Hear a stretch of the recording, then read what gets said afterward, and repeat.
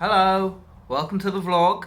As always, give this a like, give it a subscribe. That's the best way to keep up to date with everything that's going on my channel, Nervous Breakdown Cabaret. Got some really exciting projects coming up, and if you're not subscribed, you might miss out. And liking it is the reason to do that.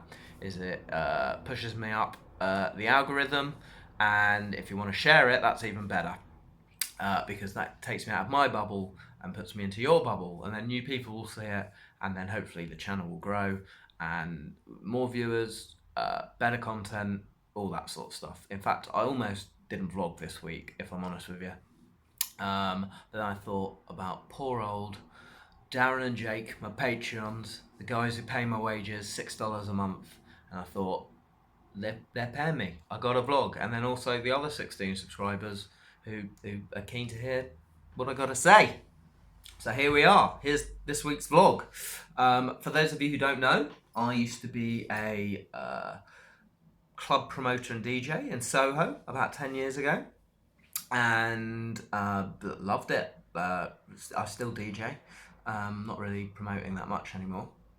And at the time, one of the vibrant communities in the street I worked in was this like sort of community of illegal minicab drivers. Very sort of, I found quite fascinating, interesting guys who were from the sort of far-flung corners of the globe who'd come to London to make a living, and it felt, I felt proud that my city gave these people who'd come from these, sometimes awful uh, countries in times of war and famine and all that sort of stuff, and they'd been able to come to London and the city I'm from, like provide them with a living, and I sort of romanticized these guys as kind of, because we live in a society now where I feel it's really hard to be an independent, and I feel like the minicab driver, independent, unlicensed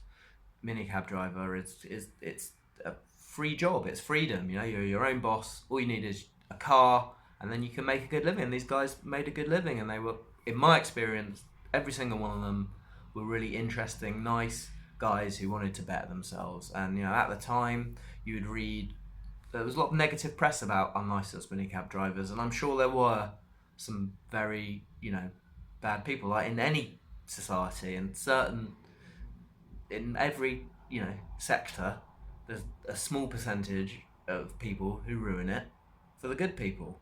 Anyway, I really like these guys, and like I said, I have a soft spot. I even made a film about minicab drivers, which you can check out on Vimeo. It's called Minicab Mate. Hunt it down, look it up. It's a comedy. I think it's very funny. One of the guys who used to drop me home was a really great guy, probably my favourite out of the lads.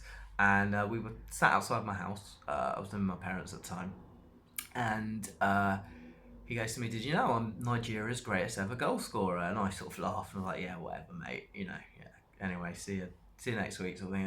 And he was like, "No." He opened his glove compartment, and there was a picture of him in the Nigerian national team.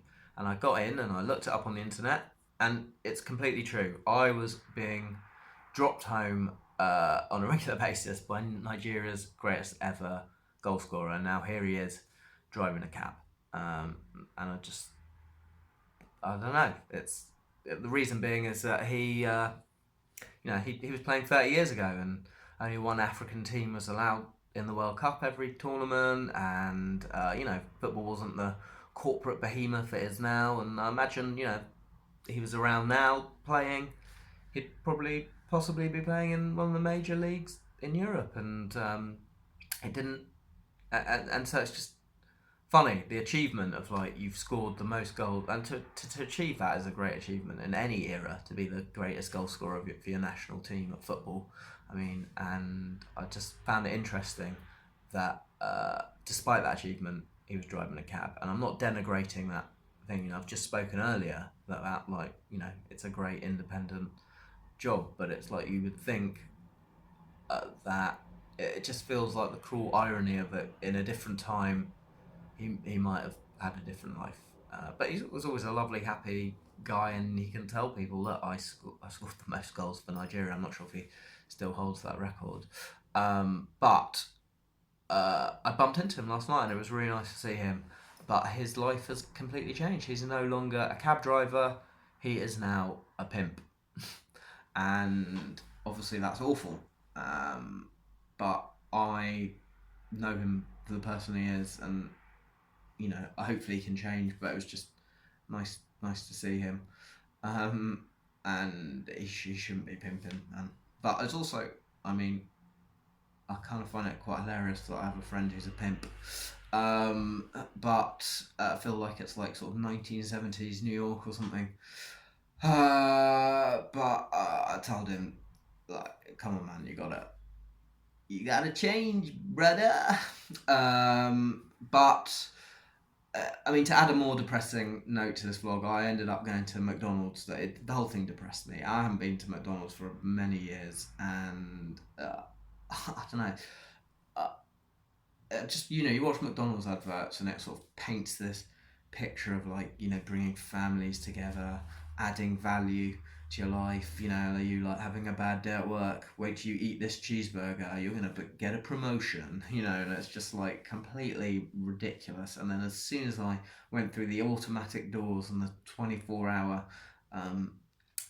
McDonald's on Holloway Road, the image that is projected to you through radio and TV is completely shattered as the manager comes up to me and is like, mate, the toilet's out of order. Someone put a t-shirt down there and there's shit all over the floor.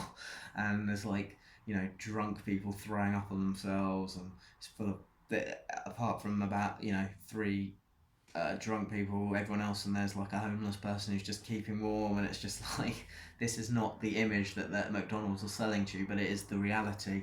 And it just made me think. It kind of like linked up the sort of juxtaposition of like the image you would have of like Nigeria's greatest ever goal scorer, and he's now a pimp.